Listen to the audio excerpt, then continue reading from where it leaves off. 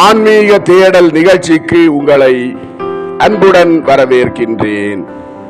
மீட்பரின் காவியம் பாகம் 207 கெனசரேத்தில் நலமளித்தல் நிகழ்ச்சி பற்றி பார்க்கலாம்.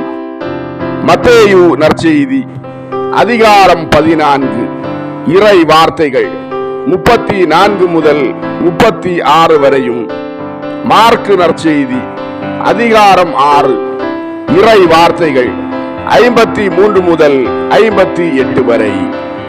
நிகழ்ச்சிக்கு போகலாம். ஓர் ஊரில் அநேக மக்கள் இயேசுவுக்காக காத்திருந்தார்கள். இயேசு அங்கு சென்று, உங்களுக்கு சமாதானம், நீண்ட நேரமாக எனக்காக காத்து கொண்டிருக்கிறீர்களா என்று கேட்டார். இடையர்களாக இருந்த சீடர்கள் இயேசுவை பார்த்து, 3 நாட்களாக என்றார்கள். இயேசு இடையர்களை பார்த்து, வழியில் நான் தடுத்து நிறுத்தப்பட்டேன், நாம் நோயாளிகளிடம் செல்வோம் என்றார். இடையர்களான சீடர்கள் இயேசுவை பார்த்து, பக்கத்து கிராமங்களுக்கும் அந்த கிராமங்களில் இருந்து முன்னேயும் பின்னேயும் சென்று கொண்டிருக்காமல் அவர்களுக்கு தங்க இடம் கொடுப்பதற்காக நாங்கள் சில கூடாரங்களை அடித்தோம். எங்களுடைய நண்பர்களான சில இடையர்கள் அவர்களுக்காக பால் தந்தார்கள். அந்த நண்பர்கள் இப்போது அதோ அங்கே தங்கள் மந்தைகளோடு உமக்காக காத்து கொண்டிருக்கிறார்கள் என்று சொன்னபடி இயேசுவை புதர் அடர்ந்த ஓரிடத்திற்கு கூட்டி சென்றார்கள்.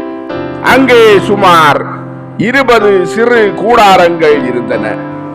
அங்கே ஒரு பெரிய துயரமுள்ள நோயாளிகளின் கூட்டம் இருந்தது. நோயாளிகள் வருவது யார் என்பதை உணர்ந்தவுடன், இயேசுவே, தாவீதின் மகனே, எங்கள் மீது இரக்கமாயிரும் என்றார்கள். இயேசு ஒவ்வொரு கூடாரமாக சென்று ஒவ்வொருவரையும் பார்த்து புன்னகைத்து, விசுவசிக்கிற உங்களுக்கு சமாதானம் என்றார்.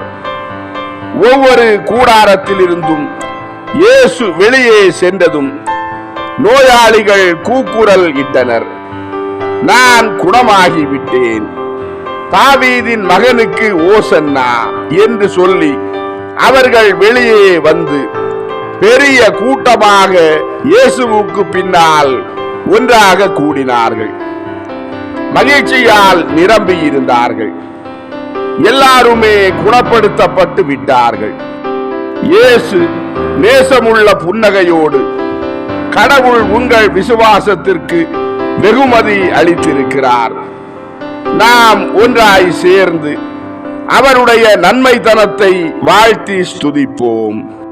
பூமியின் வாசிகள் யாவரும் அக்களித்து கடவுளை ஸ்துதியுங்கள். மகிழ்ச்சியோடு ஆண்டவருக்கு ஊழியம் செய்யுங்கள். அக மகிழ்ச்சியோடு பாடிக்கொண்டு அவர் சமூகத்தில் வாருங்கள். ஆண்டவரே கடவுளாய் இருக்கிறார் என்றும், நாம் நம்மை உண்டு பண்ணிக் கொள்ளாமல் அவரே நம்மை உண்டு பண்ணினார் என்றும் அறிந்து கொள்ளுங்கள் என்ற 99ஆம் திருப்பாடலை பாடினார். மக்கள் தங்களால் முடிந்தவரை சிறப்பாக அவரை தொடர்ந்து பாடினார்கள். அன்பார்ந்தவர்களே, ஆன்மீக தேடல் மீட்பரின் காவியம் பாகம் 207 கெனசரேத்தில் நலமளித்தல் நிகழ்ச்சி இதோடு நிறைவடைந்தது. அடுத்த நிகழ்ச்சியில் உங்களை சந்திக்கும் வரை உங்களிடமிருந்து விடைபெறும் உங்கள் ஜான் பிரிட்டோ. ஆன்மீக தேடல் தொடரும். நன்றி.